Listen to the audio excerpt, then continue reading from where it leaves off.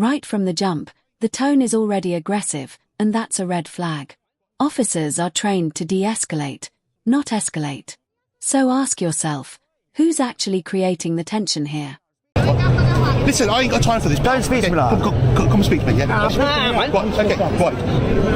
You've been causing some issues. No, he ain't. He hasn't. I'm talking to him. Okay, Oi, calm yourself down. Calm your attitude down. Speak to the public with respect. Listen, go away. I'm telling you to calm down. Go away. Yeah, I'm DP Audit. Respect. I'm carrying on all I want. Speak to the public with respect and integrity like you're meant to.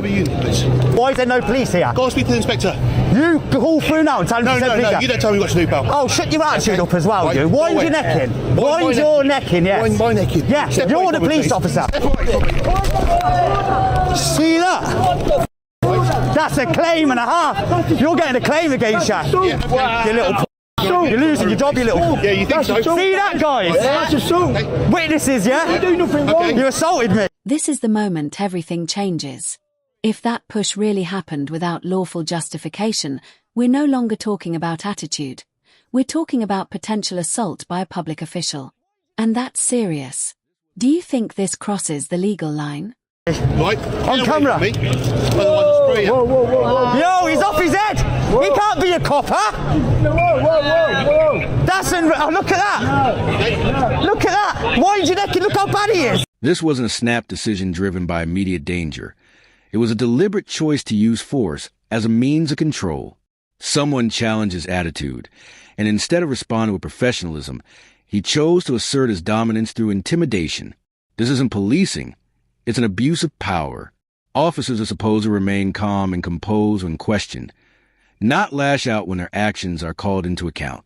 What makes this worse is that it happened in front of the public, showing exactly what occurs when those in authority can't handle being held responsible. Go away. Nah, I'm in public. Shut your mouth and your attitude up. You're a public of the servant, a servant of the public. Okay. There's no, you're breaching the peace. You ain't spraying him.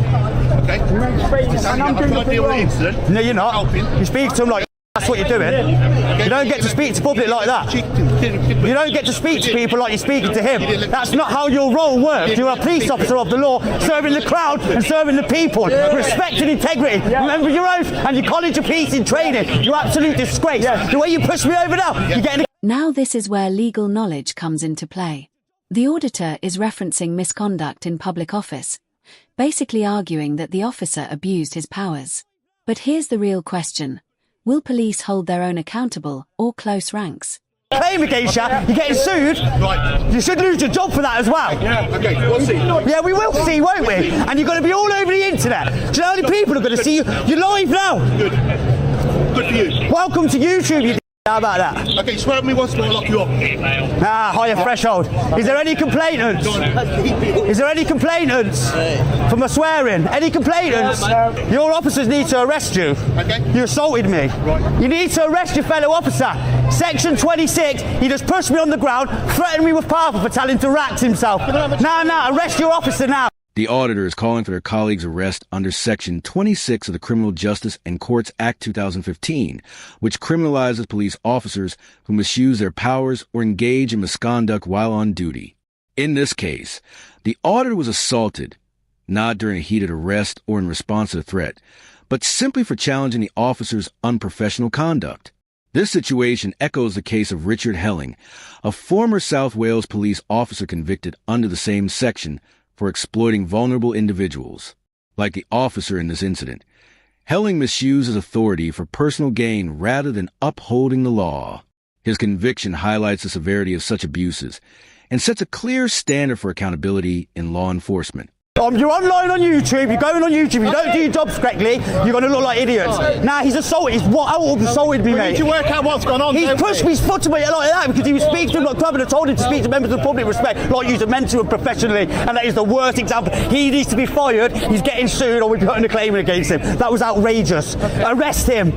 Arrest him. Do your job that the College of Policing tells you to arrest him. You need to relax. You need to calm down. You need to arrest him. You hear? You need to talk to me. Tell me what's going on.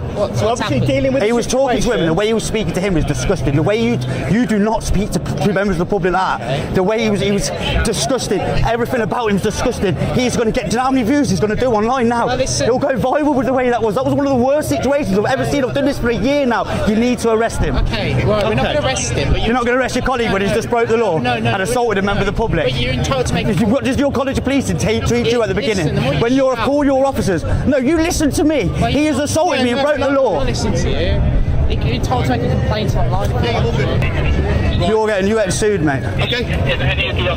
Look at him. Look at him. More lesson. Look at him. My personal. Instead of acknowledging any wrongdoing or addressing the auditor's legal challenge, he resorts to playing the victim, as though his own comfort is more important than the public's right to accountability. In reality, officers are trained to stay calm under pressure. Personal space is not a valid excuse for assault, especially when the person enforcing the law is the one crossing that line. This mentality, where an officer feels entitled to use force because they're uncomfortable, is deeply concerning. It's not about safety. It's about asserting power.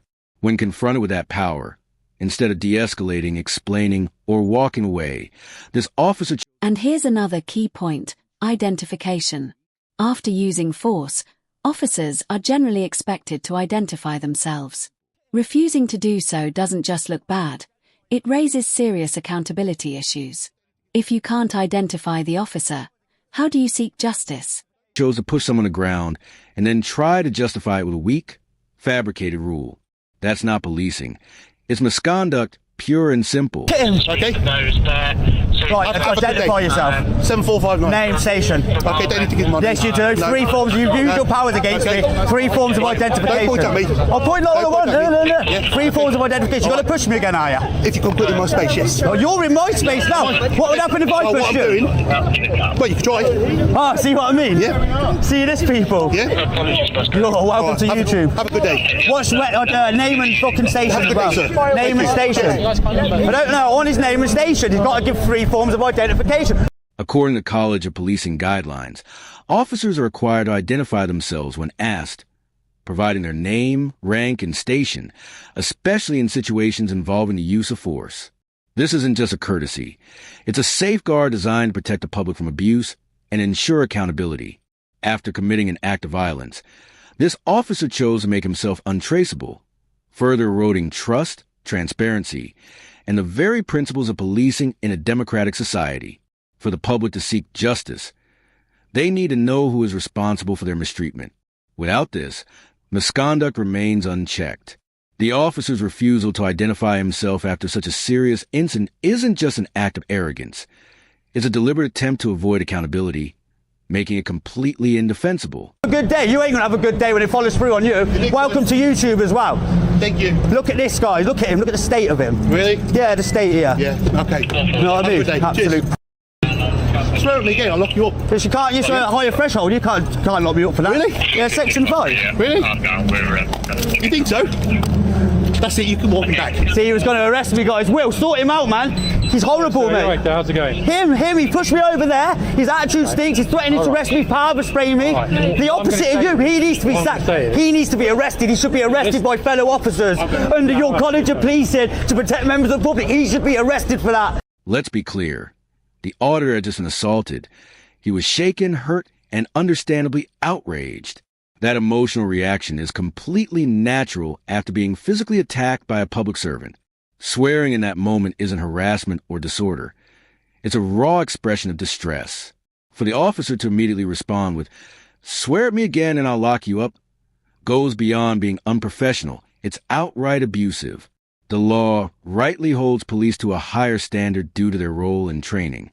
Officers are expected to have thicker skin, to stay calm under pressure, and to de-escalate, not retaliate when emotions run high. This isn't about one bad decision. It's about an officer who lacks remorse, self-awareness, and a fundamental understanding of public trust. Threatening arrest in response to a victim's emotional reaction only worsens the initial abuse. You should have arrested him. As you know, You should have arrested him. Wait till you see the footage. we can't arrest anyone, as you know. As a piece You of can't, no. They should have arrested him. So what you can do, if you want to make a complaint. Well, I've never experienced anything like him. Well, I haven't seen Ever, it. mate. Let me hear what you said. Ever. You know I'm sound with you when you say sound. So you know what I've never experienced Let me that. say one thing. He is a dangerous police officer. He should not be in the police. You should not be in the police. You are a dangerous police officer. You are a dangerous police officer. You should not be in a front-facing role. You should not be going out to the public. You are disgusting. You are a shame. Stand back. Shameful. Shameful. You should not be a front-facing officer to the public. You are a danger to the public, my friend. You're the reason people like me exist, because of people like you. You know that as well as me, this place is covered in cameras. Okay? So, ergo, if you have a complaint, and you're an auditor, you probably feel. I've got it on film, yeah, I will. Mr. What can I call you? Just call me DP. DP. Or Paul, call me Paul, call me Paul. So, if you want to make a complaint, which is really alright, whatever happened will be covered in cameras, won't it? He cannot be in a role as a police officer, I'm sorry. What I would suggest... I'm not having a go at you, that was outrageous. What I would suggest is, after an incident like that, our adrenaline is high, which can lead to action...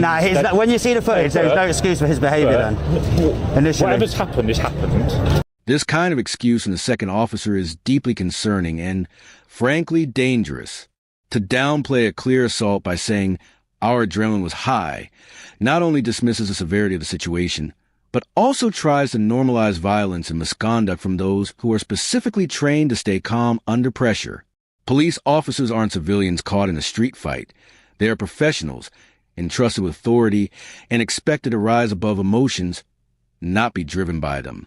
Saying, whatever has happened, is a blatant attempt to sweep misconduct under the rug and avoid accountability. Imagine if a member of the public pushed an officer and used the same excuse. It would never be accepted. Yet here we have an officer using it to justify unlawful force against someone exercising their rights. This double standard is exactly what fosters public distrust. Nothing's going to get done about it. Hang on, no. Nothing's going to get done about it. So, whatever's happened, you would try and just get your adrenaline down, carry on with what you're doing, auditing, whatever, seeing what's going on, videoing. Yeah. And then... Where's the police presence, when your adrenaline is high, you can react to things that you won't normally react to. To be honest with that copper then, the reason I snapped at him, because the way he was talking to this fella here was the most, honestly, you know what I'm like, Will. If you sound, I'm sound with you. This was the most outrageous thing I've seen from a police officer in probably my life, Will. And I've been beaten up by yous and everything. That was the worst thing I've ever seen in my life. Shameful. And I hope he's reprimanded when you get back to the station. I hope you tell him that he's wrong in what he's doing. And do what your college of police tells you, and tells you to call your fellow officers out. That's the professionalism you need to do. Because of these sort of things, them coppers is ruining your relations with the public. So you need to tell them. And I hope you do, Will. The Auditor nails it by highlighting one of the biggest issues in modern policing, the silence of bystanders in uniform. The College of Policing's own code of ethics stresses integrity, accountability, and the responsibility to challenge unprofessional behavior. This includes speaking up when a fellow officer crosses the line. Every time an officer gets away with violence or misconduct, it deepens the divide and damages the credibility of those trying to do the job right. The public is watching, and silence speaks as loudly as any action. Officers must have the courage to hold each other accountable to the standards they've sworn to uphold. Otherwise, their badge loses its meaning, and their role as public servants is reduced to just a title. This was the worst attitude I've seen from a police officer really in my entire life. And I grew up ghetto and shit. I'm not saying you're lying, I'm not saying it didn't happen, I'm just saying I'm surprised. And that's really straight. You'll still see the footage anyway, and you're going to be in shock. Yeah, and you know what I'm like? I was telling him, at first he kind of relaxed a little bit, and then I think his ego took back over. Right. And then he had to start. It's really surprising. But as long as you're all right, no, I'm all right. That's the most important thing. Tell him all KHNK solicitors will be in contact with him soon. Tell him the solicitors will be in contact with him soon, man. Oh, and I will go to the ISP, all that, right? Go through them methods. I want him removed as his role as a police officer. After that today, he should not be a police officer. I know he's your friend, Will, but I'm sorry, he shouldn't. It's dangerous. Can't be having danger like that. This is one of the most shocking things I've ever seen from a police officer, and I grew up in a tough neighborhood. I'm not saying he did nothing wrong, but I'm honestly surprised by it. You'll see the footage yourself, and you'll be in shock. At first, he seemed to relax a bit, but then his ego kicked back in, and he started acting out again. As long as you're okay, that's the most important thing. Let him know the solicitors will be in contact with him soon. And I'm going to report everything to the ISP. I want him removed from his position as a police officer. He shouldn't be in that role after what happened today. It's dangerous. And we can't afford to have someone like that on the force. I know he's your friend, Will, but I'm sorry, he shouldn't be a police officer anymore.